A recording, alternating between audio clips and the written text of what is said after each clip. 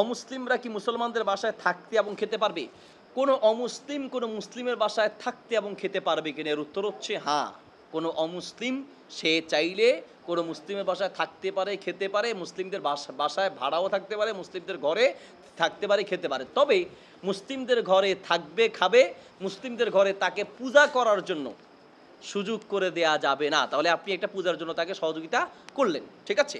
বাকি সে যদি আলাদা বাড়িতে থাকে সেটা করুক, কিন্তু আপনি আপনার ঘরেই, যে ঘরে আপনি থাকেন সেখানে খাওয়ালেন, পরে আবার তাকে পূজার জন্য মূর্তি এনে দিলেন, এই সুযোগ দেয়া যাবে না। কোনো অমুসলিম এমনি থাকলে খাইলে তাকে ওই ক্ষেত্রে তাকে সহযোগিতা করা যাবে। নবী সাল্লাল্লাহু আলাইহি ওয়াসাল্লাম এর কানা গুলামুন ইয়াহুদিয়ুন ইয়াখদিমুন নাবিয়্যা সাল্লাল্লাহু আলাইহি ওয়াসাল্লাম। নবী সাল্লাল্লাহু আলাইহি ওয়াসাল্লামের খিদমত করত, নবী সাল্লাল্লাহু আলাইহি ওয়াসাল্লামের কাছে থাকতো একজন ইহুদি গোলাম। তাহলে একজন অমুসলিম গোলাম নবী সাল্লাল্লাহু আলাইহি ওয়াসাল্লামের খিদমত করত, তার খেত এবং সেখানে থাকতো। তাহলে বোঝা যায় এতে করে যে অমুসলিম কাউকে চাইলে আপনি আপনার ভাষায় রাখতে পারেন, খাবারও দিতে পারেন।